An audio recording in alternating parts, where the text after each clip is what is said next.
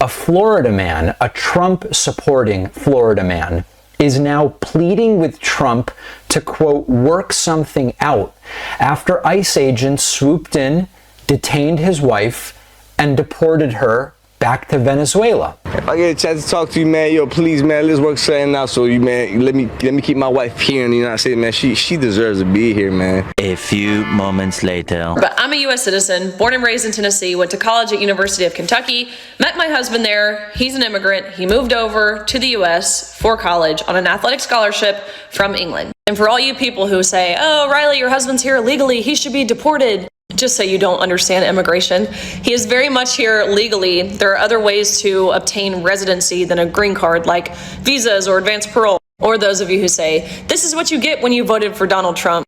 Obviously, my husband can't vote, but if he could, he would have voted for Donald Trump.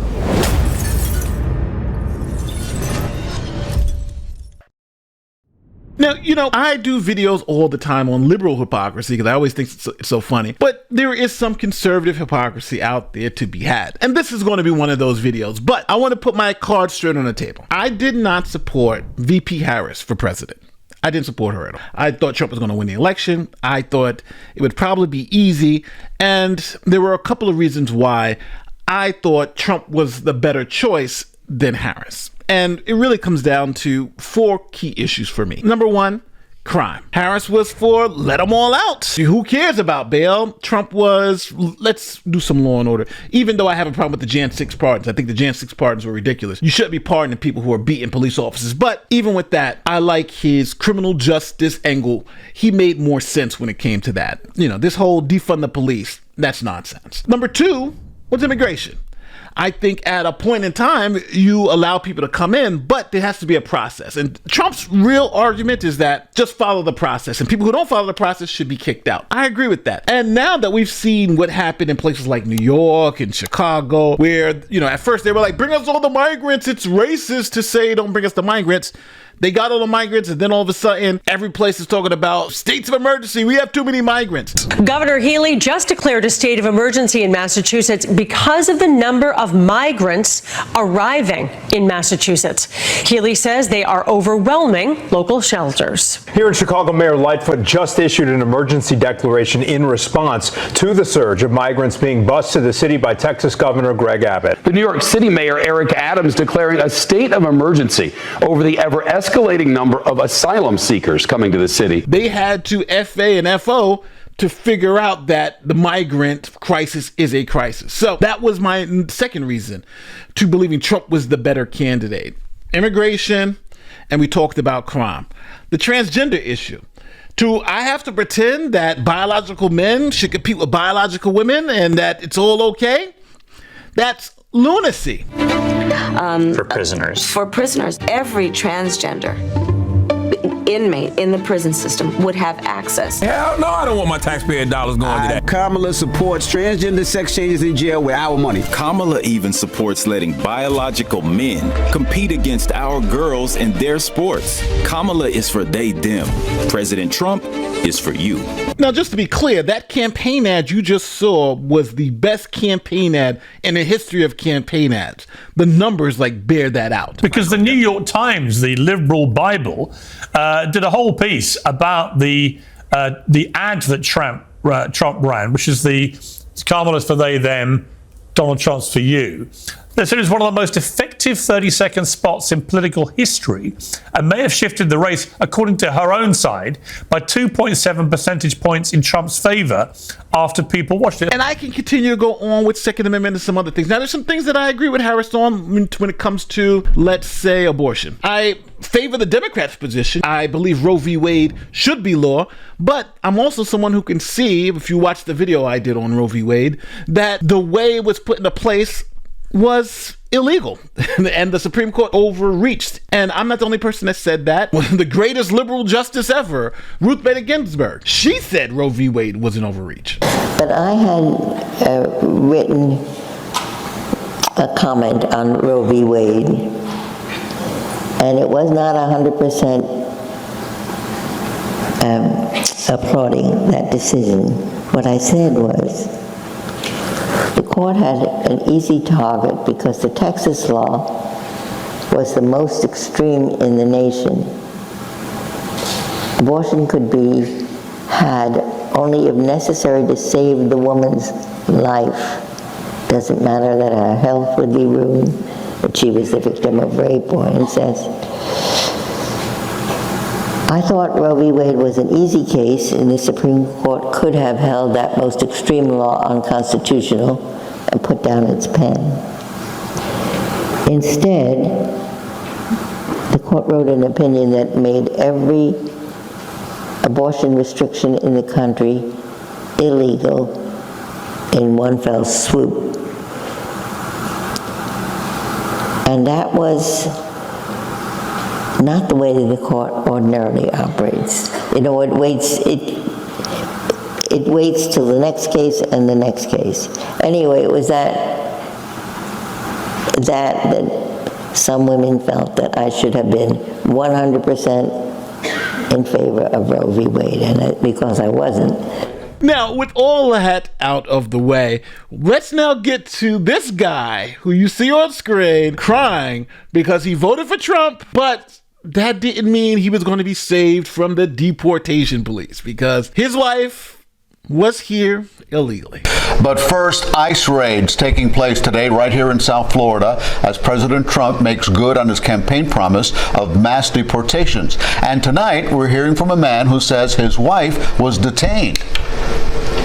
Good evening, I'm Elliot Rodriguez. And I'm Lauren Pastrana. CBS News Miami's Chelsea Jones spoke exclusively to that husband. She joins us from outside the detention center in Miramar with what he's asking the president to do. He wants the president to let his wife stay in this country. He tells me their 11-year wedding anniversary is on Friday and that his wife was in the process. Well, hold on. She's been here for 11 years. And they didn't get this thing done. Trump gets in the office. Now they're trying to rush to get stuff done. And she gets caught out there right before. Like, really? Like, she was here for 11 years. They're married. And they never thought, let's get this paperwork done so we don't have this problem. And that just shows you how bad the policies were before, where they just let anybody do whatever. They didn't care. You know, paperwork, don't worry about it. Now, paperwork matters. And unfortunately, they're celebrating their anniversary on Friday, but you know, they got to do that in Venezuela because she's on the first thing smoking. Of getting her citizenship. This is an exclusive first look at one of many ICE raids happening in South Florida Sunday. This one happening in the neighborhood of Brownsville. They went up in there and did whatever they wanted. They turned off the cameras, excuse my language, and then they took my wife. Now I'm going to keep it 100 with you guys. I don't really got some sympathy for him. I understand it took his wife, you know. That's who we voted for. That's who he voted for. Can't be mad if she's not legit.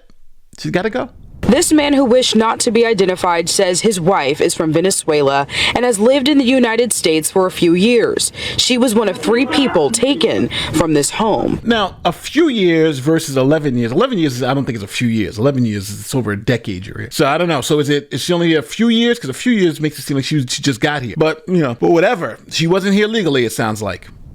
I'm told the 2 others were men who worked in construction. You see them here. This video, only 1 minute and 52 seconds long, we do not see his wife being removed from the home. But this is a picture of her that he keeps in his wallet. Her name is Vianis Ramirez, and he says she was in the process of becoming a United States citizen. She already had a court date. She was good. Everything's good. He just came in and snatched her. Now, obviously, there's got to be more than that. She just had a court date and they just came out and snatched her.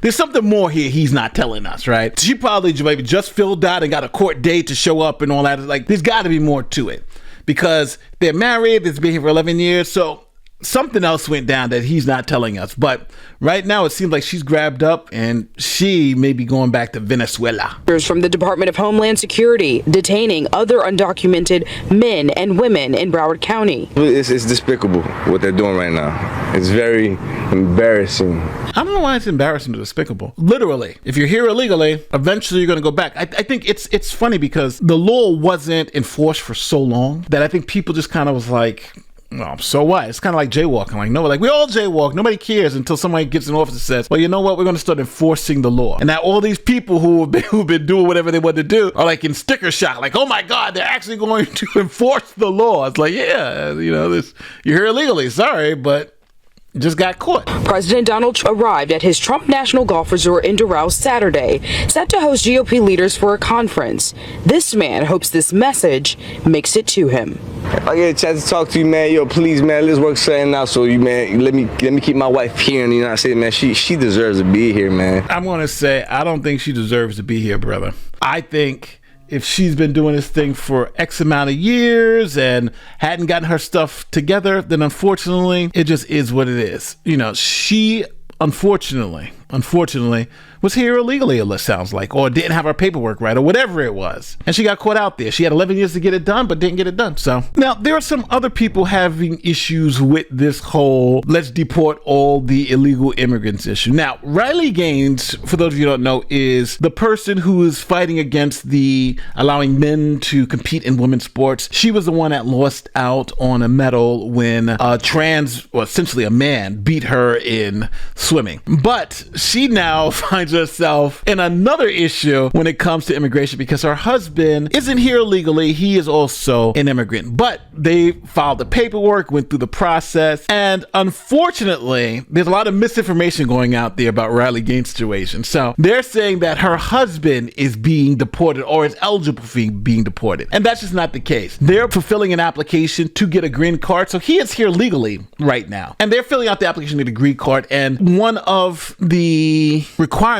was to get the COVID vaccine. He didn't get the COVID vaccine, so they told him that he had to continue to wait. So they're trying to fix that issue so he can become a citizen. Now, people are saying that, hey, you know, your husband's being deported. It's good because you support President Trump, but that happens not to be the case. But there is a problem because if he doesn't get that green card, if things don't work out, he 100% could be deported, right? If he doesn't fill out, if this paperwork doesn't go through. So obviously they want to get that right. But as of right now, he's not in any jeopardy of being deported, everything that I've seen. But here is Riley Gaines explaining what's happening with her particular situation, because obviously she's facing a lot of backlash because people are laughing at her saying, hey, you supported Trump, but now your husband's being deported. So let her explain it. Here she is. Just got another letter from Immigration Services. I've made a video about this before, but I'm a U.S. citizen, born and raised in Tennessee, went to college at University of Kentucky, met my husband there. He's an immigrant. He moved over to the U.S. for college on an athletic scholarship from England. We've been married almost 3 years now. We're coming up on 3 years. So you would think he is well on his way to achieving his citizenship, or at least having his green card, right? No, wrong. And why can't he get his green card? Because his medical records aren't complete. And what is missing from his medical record? The COVID vaccine. Like, it is the year 2025, and we are still requiring the COVID vaccine. You can see it right here. It's backwards. Disregard. Complete the COVID-19 vaccine.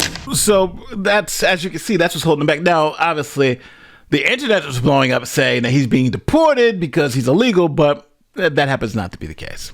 But this is what they do. This is what they do to people who do it the right way. I can't even tell you how much money, thousands of dollars, we have spent on the different forms and applications and immigration lawyers and all of the different things. All for everything to expire on their time anyways. And for all you people who say, oh, Riley, your husband's here illegally, he should be deported. Just so you don't understand immigration, he is very much here legally. There are other ways to obtain residency than a green card, like visas or advanced parole. Or those of you who say, this is what you get when you voted for Donald Trump.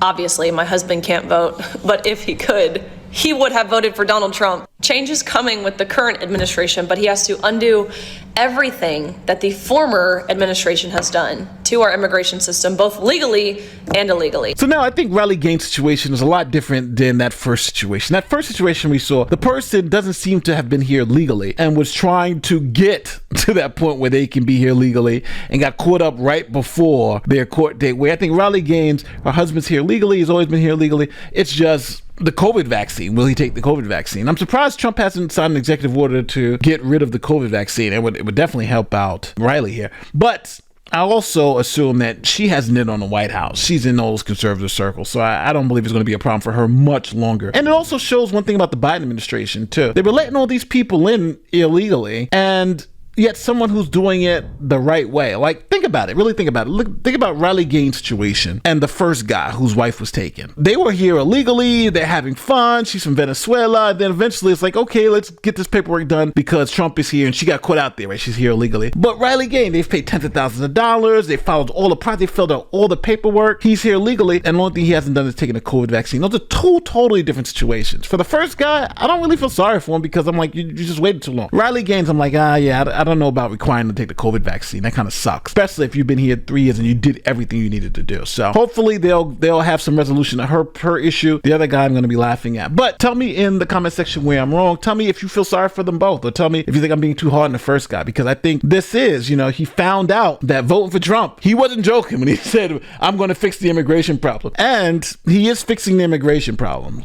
Some people don't like it. Some of us do. I don't know which side you're on. Don't forget to like, subscribe, do like great YouTube stuff. My name is Nate the Lawyer. I'm out.